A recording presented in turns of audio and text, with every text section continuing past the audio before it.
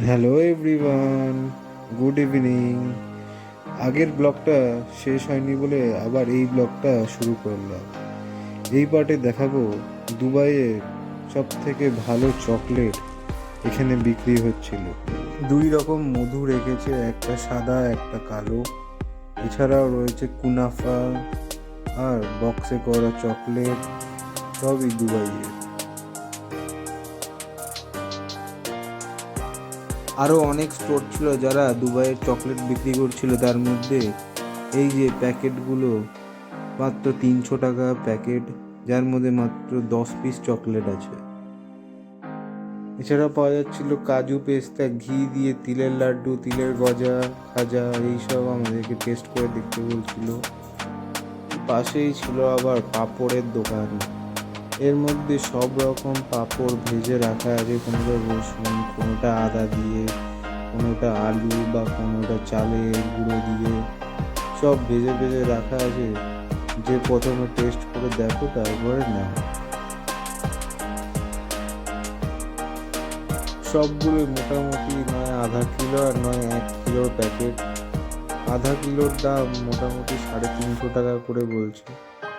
আমরা প্রথমে একটু টেস্ট করে দেখলাম। পাঁপড়টা খুব একটা ভালো লাগলো না, তাই চলে গেলাম পাশের দোকানে। ওখানে যেতেই আমাদের ডালের তৈরি ছোট ছোট পকোড়া টাইপের দিল খেতে। এটা বেশ ভালো লাগছিল, সবুজ সবুজও ছিল, আবার একটা টমেটোর মশলা দেওয়া। এই টমেটো টেস্টটা আমরা 250 নিলাম, খেতে খুবই ভালো লাগছিল। এর পাশে চলে এলাম আচারের দোকান। এখানে ভ্যারাইটিস টাইপের আচার পাওয়া যাচ্ছিল। কোনোটা আমের, কোনোটা জলপাই, কোনোটা রসুন, কোনোটা আমের আচার, কোনোটা মিষ্টি আচার। আমরা ওই চালতার মিষ্টি আচারটাই নিচ্ছিলাম। কার কার এই জিনিসের আচারটা সব থেকে প্রিয় অবশ্যই কমেন্ট করে জানাবে আমাকে। পুরো এক্সিবিশনটা খুবই ভালো লাগলো ঘুরে। আর ঘোরার পর এত জোর খিদে পাচ্ছিল, তাই চলে গেলাম আমেরিকান সুইটকর্ন খেতে।